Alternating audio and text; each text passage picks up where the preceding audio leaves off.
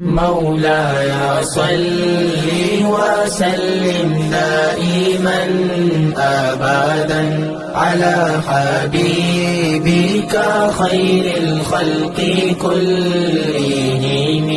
سعادت حاصل کرتے ہیں. نعرہ تکبیر، نعرہ رسالت، نعرہ تحقیق، نعرہ حیدری، آمد مصطفیٰ، آمد مصطفیٰ، چہرہ والضحیٰ.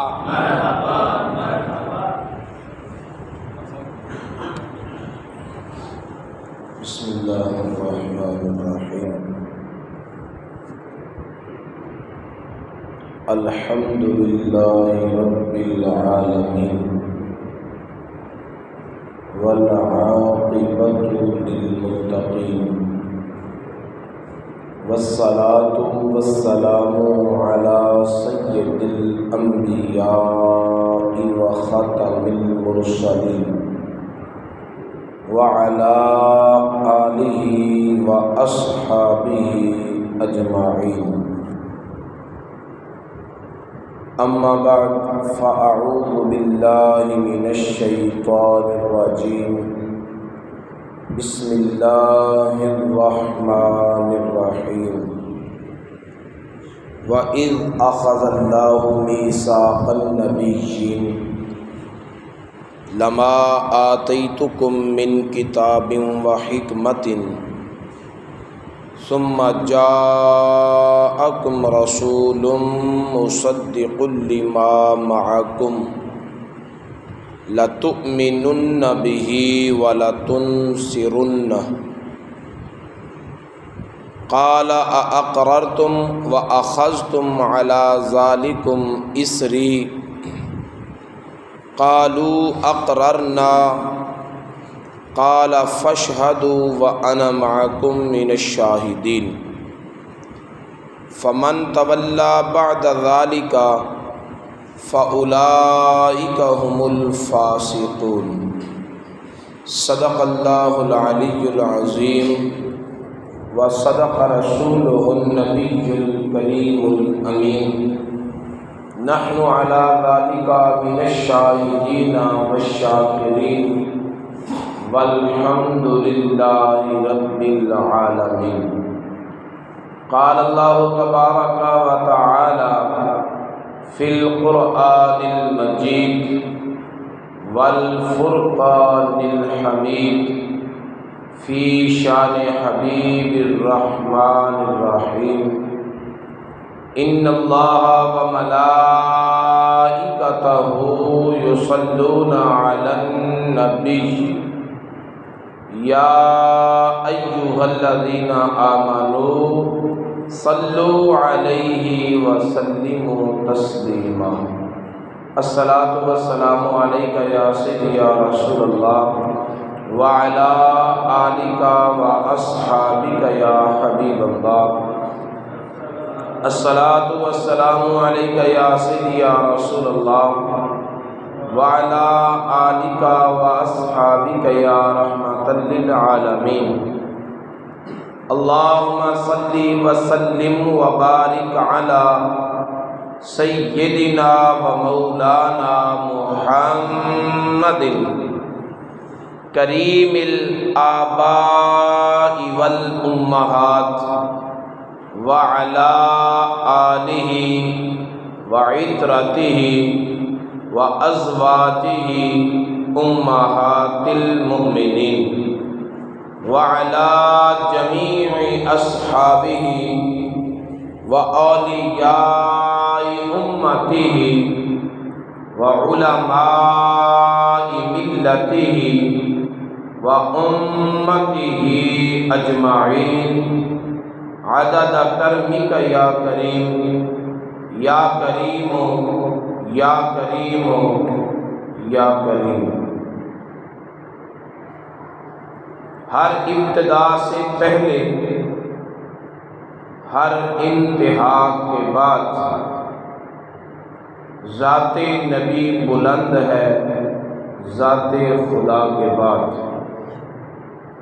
دنیا میں احترام کے قابل ہیں جتنے لوگ، میں سب کو مانتا ہوں مگر مصطفیٰ کے بعد۔ اللہ رب العزت کی حمد و ثنا کے بعد اللہ رب العزت کے بڑے ہی پیارے محبوب خدا، تاجدار متوحا، قبلہ کونین، سرکار دو عالم، نور مجسم، حبیب کبریاء، احمد مجتبی، حضرت سیدنا محمد مصطفیٰ صلی اللہ تعالی علیہ وآلہ واصحابہ وبارک وسلم کی پاک اور مقدس بارگاہ بکسمنہ میں ہدیہ درود و سلام پیش کرنے کے بعد فخر السادات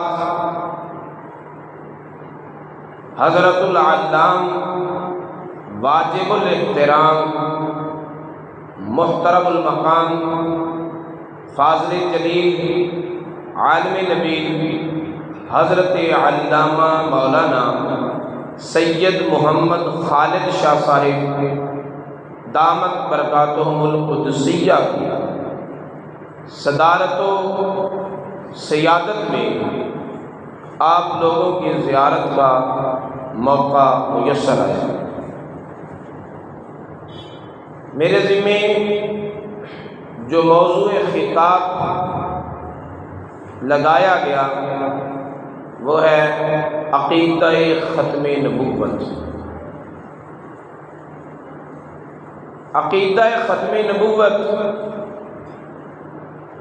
اتنا اہم اور لازم اور ضروری ہے کہ اگر کوئی بندہ صوم و صلاۃ کا پابند ہو، نماز، روزہ، حج، زکوٰۃ بڑی باقاعدگی کے ساتھ ادا کرتا ہو، تہجد گزار بھی ہو، حافظ قرآن بھی ہو، ساری خوبیاں اس کے اندر موجود ہوں، لیکن عقیدہ ختم نبوت کے بارے میں وہ نرم گوشہ رکھتا ہو اور رسول اللہ صلی اللہ علیہ وسلم کے بعد کسی نئے نبی کے آنے کا امکان رکھتا ہو تو وہ بندہ مسلمان نہیں ہو سکتا۔ نمازیں اس کو مسلمان نہیں کر سکیں گی، روزے اس کو مسلمان نہیں رکھ سکیں گے، اور اس بات کی دلیل یہ ہے حضور نبی پاک صاحب الاولاق صلی اللہ تعالیٰ علیہ وآلہ وسلم نے آپ نے جب وصال فرمایا تو آپ کے وصال باکمال کے بعد کچھ لوگوں نے زکوٰۃ ادا کرنے سے انکار کر دیا۔ حضرت ابو بکر صدیق رضی اللہ تعالی عنہ نے تلوار اٹھا لی، فرمایا جو زکوٰۃ نہیں دے گا میں اس کے خلاف جہاد کروں گا، میں اس کے ساتھ لڑوں گا۔ حضرت عمر بن خطاب رضی اللہ تعالی عنہ متردد ہوئے اور حضرت عمر رضی اللہ تعالیٰ عنہ نے کہا کہ یا حضرت، یا امیر المومنین، یہ لوگ ہمارے قبلہ کی طرف منہ کر کے نماز بھی پڑھتے ہیں، ہمارے نبی کا کلمہ بھی پڑھتے ہیں، نماز بھی پڑھتے ہیں، صرف زکوٰۃ نہیں دیتے، تو ان کے خلاف آپ تلوار اٹھائیں گے؟ حضرت عمر فاروق رضی اللہ تعالیٰ عنہ کے اس سوال پر صدیق اکبر رضی اللہ تعالیٰ عنہ نے فرمایا کہ ہاں، جو رسول اللہ صلی اللہ علیہ وسلم کی حیات طیبہ میں ایک رسی دیتا تھا، اگر وہ رسی بھی نہیں دے گا تو میں اس کے خلاف تلوار اٹھاؤں گا۔ یعنی زکوٰۃ نہ دینے والوں کے بارے میں حضرت عمر رضی اللہ تعالیٰ عنہ نے سوال اٹھایا اور تردد کیا، لیکن انہی صدیق اکبر نے رضی اللہ تعالی عنہ نے جب مسیلمہ کذاب کے لشکر کے مقابلے میں لشکر بھیجا تو وہ لوگ نمازیں بھی پڑھتے تھے، وہ لوگ روزے بھی رکھتے تھے، وہ لوگ زکوٰۃ بھی دیتے تھے، وہ لوگ اہل قبلہ بھی تھے، وہ لوگ اہل کلمہ بھی تھے، لیکن جب ان کے خلاف جہاد کی آواز بلند ہوئی تو حضرت عمر بن خطاب رضی اللہ تعالی عنہ سمیت کسی صحابی نے نہ تردد کیا، نہ سوال اٹھایا، نہ شک کیا، نہ شبہ کیا، بلکہ تلوار اٹھائی اور میدان میں آ گئے، اور میدان میں آ کر یہ کہہ دیا کہ جو بندہ نبی کی ختم نبوت کو نہ مانے وہ نمازی ہو، ہم اس کی نمازوں کو نہیں مانتے، وہ اہل قبلہ بھی ہو، پھر بھی اس کے خلاف جہاد کرنا لازم ہے، پھر بھی اس کے خلاف جہاد کرنا۔ تو سارے صحابہ نے اس بات پر متفق ہو کر اجماعی طور پر ایک فیصلہ کر دیا کہ جو بندہ نماز، روزہ، حج، زکوٰۃ سب کچھ کرے لیکن میرے نبی کو آخری نبی نہ مانے وہ مسلمان نہیں ہو سکتا، وہ مسلمان نہیں ہو سکتا۔ میں نے اسی موضوع پر گفتگو کے لیے سورہ آل عمران کی 81 اور 82 نمبر آیت کریمہ کی تلاوت کی ہے۔ اللہ رب العزت نے ان آیات طیبات میں ایک منظر بیان کیا۔ اللہ رب العزت نے سارے نبیوں کو ایک مقام پر اکٹھا کیا اور سارے نبیوں کو اکٹھا کر کے ان سے عہد لیا۔ لفظ قرآن پاک کے سماعت فرمائیے، فرمایا وَإِذْ أَخَذَ اللَّهُ مِيثَاقَ النَّبِيِّينَ، اور جب اللہ نے نبیوں سے وعدہ لیا۔ اس مقام پر نبیین جمع کا صیغہ ہے اور اس جمع کے صیغے پر الف لام تعریف کا داخل ہے۔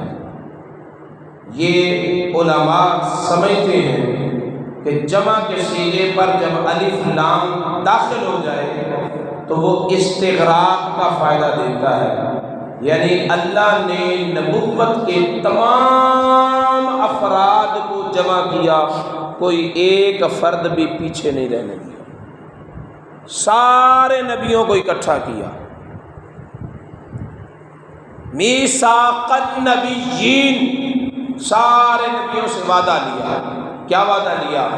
فرمایا کہ لما آتیتکم من کتاب و حکمت، میں تم کو کتاب بھی دوں گا، حکمت بھی دوں گا، معجزات بھی دوں گا، کمالات بھی دوں گا، سیادت بھی دوں گا، حکومت بھی دوں گا، تمام انبیاء اکرام کو الگ الگ ان کے کمالات دوں گا، لیکن ساتھ یاد رکھو ثم جاءکم رسول، جب تم سب اپنی نبوت کا زمانہ گزار لو گے تو تم سب کے بعد میرا رسول آئے گا۔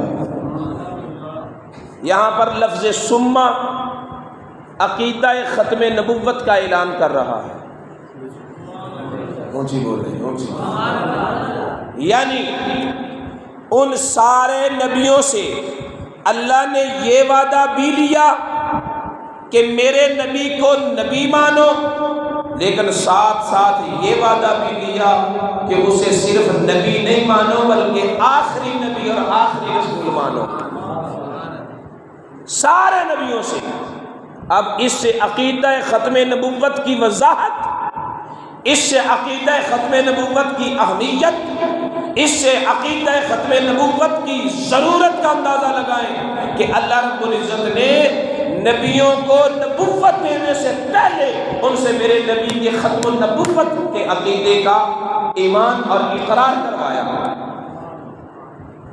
فرمایا اے نبیوں، پہلے تم اس بات کو مانو کہ میرا رسول آخری رسول ہے، میرا رسول، ثم جاءکم رسول، پھر تمہارے پاس آئے گا رسول، اور وہ رسول کون ہوگا؟ فرمایا مصدق لما معکم، وہ جو کچھ تمہارے پاس ہوگا اس کی تصدیق کرنے والا ہوگا، اس کی تصدیق کرنے والا ہوگا، کسی کی بشارت نہیں دے گا، وہ تم سب کی تصدیق کرے گا۔ بشارت وہ دیتا ہے جو پہلے آئے، تصدیق وہ کرتا ہے جو بعد میں آئے۔ بشارت وہ دیتا ہے جو پہلے آئے، جیسے حضرت عیسیٰ علیہ السلام رسول اللہ صلی اللہ علیہ وسلم سے پہلے آئے تو انہوں نے بشارت دی، نبشرو کا، میں تم کو بشارت دیتا ہوں میرے بعد ایک رسول آئے گا، اسمہ احمد، اس کا نام احمد ہوگا، چونکہ وہ پہلے آئے تھے اس لیے انہوں نے بشارت دی۔ میرا نبی بشارت نہیں دے گا بلکہ تم سب کی تصدیق کرے گا، تم سب کی تصدیق کرے گا۔ مصدق لما معکم، جو کچھ تمہارے پاس ہوگا، جو تمہارے کمالات ہوں گے، جو تمہارے مقامات ہوں گے، جو تمہارے درجے ہوں گے، میرا نبی آ کے ان کی تصدیق کرے گا۔ تو اب تم کیا کرو؟ لَتُؤْمِنُنَّ بِهِ، تم اس پر ایمان لاؤ، تم اس پر ایمان لاؤ۔ وَلَتَنْصُرُنَّ، ایمان بھی لانا ہے اور اس کی نصرت بھی کرنی ہے۔ نصرت کا معنی، اگر بڑا چھوٹے کی نصرت کرے تو ترجمہ کریں گے مدد، بڑا چھوٹے کی نصرت کرے تو ترجمہ ہوتا ہے مدد کے ساتھ، لیکن اگر چھوٹا بڑے کی نصرت کرے تو اس کا معنی ہوتا ہے خدمت۔ اس کا کیا معنی ہوتا ہے؟ فرمایا تم نے اس پر ایمان بھی لانا ہے، تم نے اس کی خدمت بھی کرنی ہے، تم نے اس پر ایمان بھی لانا ہے۔ ایمان اس نبی پر جو نبی تم سب کے بعد آئے گا۔ پتہ چلا صرف اللہ نے رسالت پر ایمان کا تقاضا نہیں کیا تھا بلکہ میرے نبی کی ختم نبوت پر ایمان کا بھی تقاضا کیا تھا۔ سارے نبیوں سے کہا میرے اس نبی کو خاتم النبیین مانو، میرے اس نبی کو خاتم النبیین مانو۔ اور پھر اللہ رب العزت نے ارشاد فرمایا ما کان محمد ابا احد من رجالکم ولکن رسول اللہ وخاتم النبیین۔ ادھر ہے میثاق النبیین اور ادھر ہے خاتم النبیین، ادھر بھی جمع کا صیغہ ادھر بھی جمع کا صیغہ، ادھر بھی الف لام تعریف کا داخل ہے النبیین پر اور ادھر بھی الف لام تعریف کا داخل ہے النبیین پر۔ اور یہ سبق میں قبلہ شاہ صاحب کو سنا رہا ہوں کہ جب معرفہ کا تکرار معرفہ کی حالت میں ہوتا ہے تو ثانی سے مراد عین اول ہوتا ہے، جب نکرہ کا تکرار نکرہ سے ہو تو اول سے مراد اور ہوتا ہے، ثانی سے مراد اور ہوتا ہے، لیکن جب معرفہ کا تکرار معرفہ سے ہو تو اول سے مراد جو کچھ ہوتا ہے، ثانی سے مراد بھی وہی کچھ ہوتا ہے۔ میثاق النبیین میں النبیین معرف باللام ہے اور خاتم النبیین میں النبیین معرف باللام ہے۔ پتہ چلا کہ جتنے نبیوں سے وعدہ لیا گیا تھا سارے نبیوں کا میرا مصطفیٰ خاتم بن کر آیا۔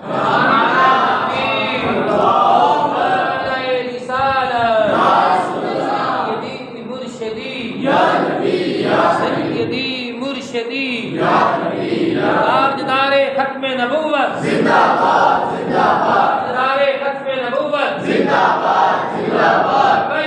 لبیک لبیک یا رسول اللہ، لبیک لبیک لبیک یا رسول اللہ، لبیک لبیک لبیک یا رسول اللہ۔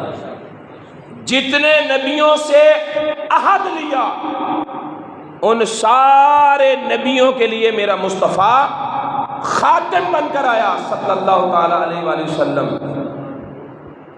تو اب اس سے یہ پتہ چلا کہ جتنے نبی تو اس میثاق کی محفل میں تھے، انہوں نے تو صاحب نے نبی پاک سے پہلے ہی آنا تھا، انہوں نے تو اس نبی پاک سے پہلے ہی آنا تھا۔ کوئی نبی جو اس میثاق میں تھا میرے مصطفیٰ کے بعد نہیں آ سکتا، کیونکہ وعدہ یہ لیا گیا تھا کہ تم سب کے بعد میرا نبی آئے گا۔ جو رسول اللہ کے بعد آئے اس نبی کا ان میثاق سے تعلق کوئی نہیں، اور جو اس میثاق میں تھا نہیں وہ نبی ہو سکتا بھی نہیں۔ جو اس میثاق میں نہیں تھا، جو اس عہد میں نہیں تھا، جو اس مجلس میں نہیں تھا، جو اس محفل میں نہیں تھا، جس محفل میں اللہ رب العزت نے نبیوں کو اکٹھا کر کے میرے مصطفیٰ کی آمد کا ذکر کیا، اور اس محفل کو ہمارے علماء نے محفل میلاد کا نام بھی دیا ہے۔ اس محفل کو اللہ نے، ہمارے علماء نے محفل میلاد کا بھی نام دیا ہے کہ اللہ رب العزت نے اس کائنات کو سجانے سے پہلے سارے نبیوں کو اکٹھا کر کے میرے نبی کے آنے کا ذکر کیا، میرے نبی کے آنے کا ذکر کیا۔ کیا فرمایا؟ فرمایا ثم جاءکم رسول، پھر تمہارے پاس رسول آئے گا۔ کیا کہا؟ تمہارے پاس رسول آئے گا۔ پھر وہ رسول جب دنیا پر آئے تو دعائیں کرتے رہے، جیسے حضرت ابراہیم علیہ السلام کی دعا قرآن میں بھی مذکور ہے، ربنا وابعث فیہم رسولا، یا اللہ وہ رسول آ جائے۔ اللہ تعالیٰ نے فرمایا تھا کہ آئے گا، نبی دعا کرتے رہے یا اللہ آ جائے، اور ہم کہتے ہیں آ گیا وہ نور والا جس کا سارا نور ہے، آ گیا وہ نور والا جس کا سارا نور ہے۔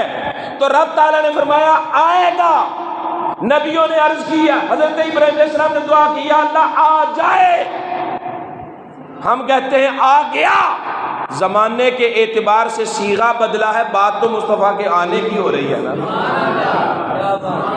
زمانے کے اعتبار سے صیغہ بدلا ہے، آئے گا، آ جائے، آ گیا، بات تو مصطفیٰ کے آنے کی ہو رہی ہے نا۔ تو جشن میلاد مصطفیٰ یہ ہم سنیوں کی ایجاد کی ہوئی بدعت نہیں، بلکہ یہ تو وہ محفل ہے جو اللہ نے کائنات کو بنانے سے پہلے نبیوں کو جمع کر کے عالم ارواح میں سجائی تھی۔ اے نبیوں وعدہ کرو تمہارے پاس میرا رسول آئے گا، میرا رسول آئے گا۔ اللہ رب العزت عالم ازلی ہے، اور اللہ رب العزت کے علم سے کوئی شے بھی باہر نہیں۔ اللہ رب العزت نبیوں کو بھیجنے والا وہ خوب جانتا ہے کہ جس وقت میرا یہ محبوب آئے گا یہ سارے نبی عالم برزخ میں ہوں گے، یہ عالم دنیا میں نہیں ہوں گے، یہ عالم برزخ میں ہوں گے۔ میرے نبی کی نبوت کا اعلان عالم دنیا میں ہوگا، لیکن میرے نبی کے بارے میں، رسول اللہ صلی اللہ علیہ وسلم کے بارے میں رب تعالیٰ فرماتا ہے کہ اے نبیو تمہارے پاس آئے گا، جاءکم تمہارے پاس آئے گا، اور ادھر دنیا والوں کو کہا قد جاءکم تمہارے پاس آ گیا، دنیا والوں کو کہا تمہارے پاس آ گیا، برزخ والوں کو کہا تمہارے پاس آ گیا۔ ارے مشرق مغرب شمال جنوب عالم دنیا میں بھی عالم برزخ میں بھی میرا نبی ساری کائنات کا نبی جو بن کر آیا، دنیا والوں کے پاس بھی آ گیا، برزخ والوں کے پاس بھی آ گیا۔ ایک ہی وقت میں جو عالم دنیا والوں کے پاس بھی ہو، عالم برزخ والوں کے پاس بھی ہو، اس نبی کے بارے میں اگر تجھے حاضر ناظر کا مسئلہ سمجھ نہ آئے تو پھر میں کیا کر سکتا ہوں؟ ادھر اللہ تعالیٰ فرمایا جاءکم تمہارے پاس آئے گا، پھر لَتُؤْمِنُنَّ بِهِ، تم اس پر ایمان لاؤ، وَلَتَنْصُرُنَّ، اور اس کی خدمت بھی کرو، خادم بن جاؤ، میرے اس نبی کے خادم بن جاؤ، اور جو اس کا خادم ہوگا، تاکہ دنیا کو پتہ چلے کہ جس کے خادم منصب نبوت میں بیٹھے ہیں وہ مخلوق کی شان کا ہوگا، جس کے خادم کتنی شان والے منصب نبوت پہ بیٹھے ہیں، یہ حال ہے خدمتگاروں کا، سردار کا عالم کیا ہوگا؟ قال اقررتم، اللہ تعالیٰ فرماتا ہے کیا تم نے اقرار کیا اس بات کا، میرے نبی کی رسالت کو مانا، ایمان لاؤ گے، خادم بنو گے، اور اس یقین کو اپنے دل میں رکھو گے کہ منصب ختم نبوت پر ایک ہی رسول ہوگا اور وہ میرا محبوب ہوگا۔ اقررتم، کیا تم نے اقرار کیا؟ یعنی اللہ رب العزت نے نبیوں کو نبوت دینے سے پہلے ان سے عقیدہ ختم نبوت کا اقرار کروایا، عقیدہ ختم نبوت کا اقرار کروایا، اور بتا دیا کہ لوگوں سن لو اور یاد بھی رکھو، جو عقیدہ ختم نبوت کا اقرار نہ کرے، نبی تو کجا، وہ مسلمان ہی نہیں ہو سکتا۔ نبی ہونا تو بعد کی بات ہے، کوئی نبوت کا اعلان کرے اور میرے نبی کے منصب ختم نبوت کا اقرار نہ کرے، وہ نبی بھی نہیں ہو سکتا، وہ رسول بھی نہیں ہو سکتا، وہ مسلمان ہی نہیں ہو سکتا۔ قال اقررتم، کیا تم نے اقرار کیا؟ وَأَخَذْتُمْ عَلَى ذَلِكُمْ إِسْرِي، اور اس پر میرا بھاری وعدہ لیتے ہو، میرے سامنے اقرار کیا تم نے، میری گواہی کے موجود ہوتے ہوئے، اور میرا بھاری وعدہ اس پر اٹھاتے ہو۔ قالوا، سارے نبیوں نے کہا اقررنا، یا اللہ ہم نے اقرار کیا، سارے نبیوں نے کہا ہاں یا اللہ ہم نے اقرار کیا۔ اب اقرار کروا لیا اللہ تعالیٰ نے سارے نبیوں سے، بات پوری ہو جانی چاہیے تھی، لیکن ابھی بات پوری نہیں ہوئی، بلکہ رب تعالیٰ نے فرمایا فاشہدوا، اب تم 1,24,000 کم و بیش نبی ہو، سارے ایک دوسرے پر گواہ ہو جاؤ، ایک دوسرے پر گواہ ہو جاؤ، کل کو کوئی اپنے اقرار سے منحرف نہ ہو، کل کو کوئی راستہ نہ بدلے، ایک دوسرے پر گواہ ہو جاؤ۔ اور پھر فرمایا وَأَنَا مَعَكُم مِّنَ الشَّاهِدِينَ، اور میں بھی تمہارے ساتھ گواہوں میں ہوں، میں بھی تمہارے ساتھ گواہوں میں ہوں۔ اب مجھے ایک بات بتائیں، ایک ہے منصب عدالت اور ایک ہے منصب شہادت، ایک وہ شخصیت ہے جو فیصلہ کرنے والی کرسی پر بیٹھی ہے، جج، اور ایک وہ ہے جو گواہ دینے کے لیے کورٹ میں کھڑا ہے۔ منصب کس کا اونچا ہے، جج کا یا گواہ کا؟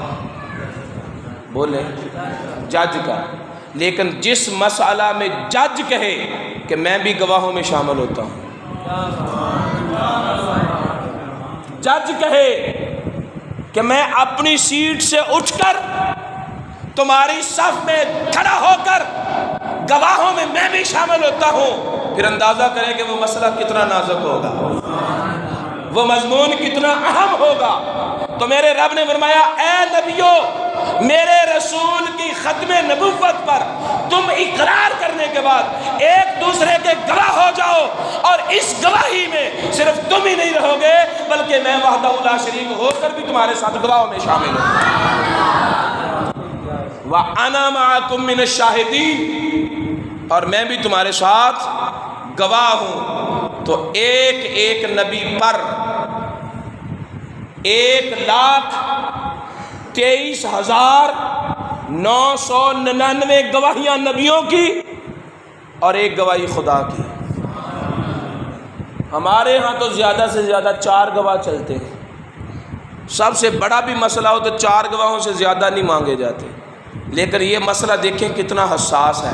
کیا بات ہے، کیا بات ہے، ماشاءاللہ ماشاءاللہ۔ 1,24,000 کم و بیش انبیاء، ہر نبی پر گواہ، تو ہر نبی پر گواہی بنتی تھی 1,23,999 نبیوں کی گواہی کم و بیش۔ رب تعالیٰ نے فرمایا عدد کم کیوں ہو، میں گواہوں میں شامل ہوتا ہوں اور 1,24,000 گواہیاں پوری کرتا ہوں، کم و بیش 1,24,000 گواہ ہر نبی پر قائم کیے گئے، اور اس کے بعد پھر وارننگ دی گئی۔ اتنا کام مضبوط اور پکا کرنے کے بعد پھر وارننگ، اور وارننگ کیا ہے؟ فرمایا نبیوں سن لو، فمن تولی بعد ذالک، نبی پھر سکتا ہے؟ نبی کے اندر اللہ تعالیٰ نے گناہ کرنے کی صلاحیت ہی نہیں رکھی ہوتی،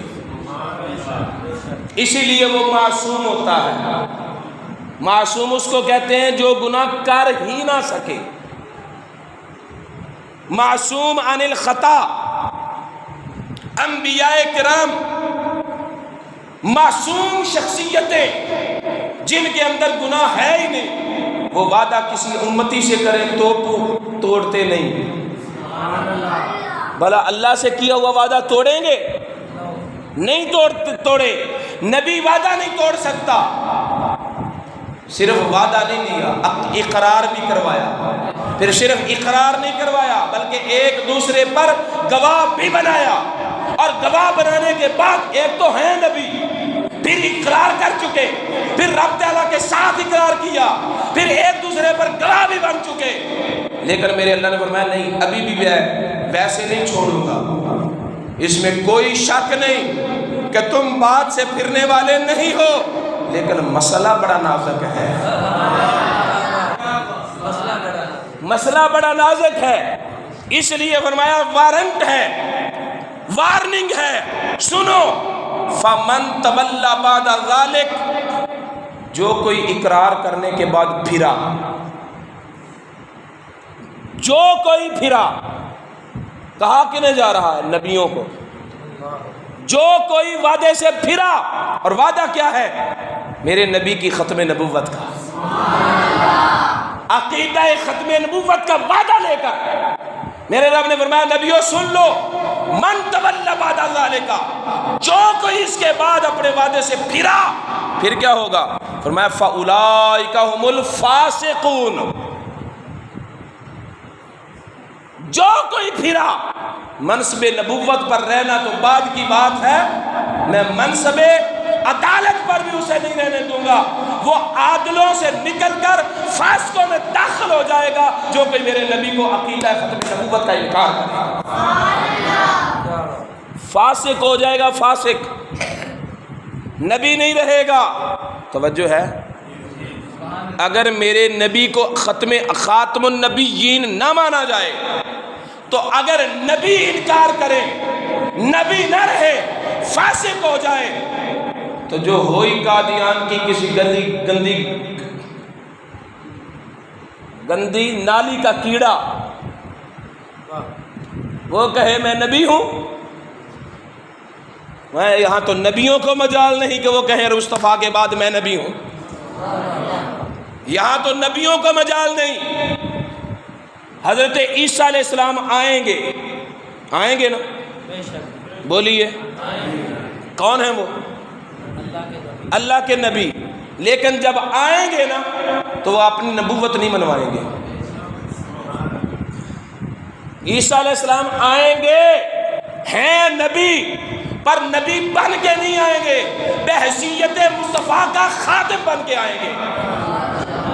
فرمایا رسول میرے نبی کے بعد تو نبیوں کو مجال نہیں کہ وہ کہیں میں نبی ہوں، اور جو ہو ہی نہ اسے کیسے مجال ہے کہ وہ نبوت کا اعلان کرے اور وہ کہے میں نبی ہوں؟ فرمایا فمن تولی بعد ذالک۔ اب اس مقام پر ایک بات اور قابل غور ہے، من تولی واحد کا صیغہ ہے، جو کوئی پھرا، ایک بات ہے جو پھرے، جمع نہیں، من تولی جو کوئی پھرا، اور آگے اینڈ پہ فاولئک ھم الفاسقون، وہ فاسق ہوں گے۔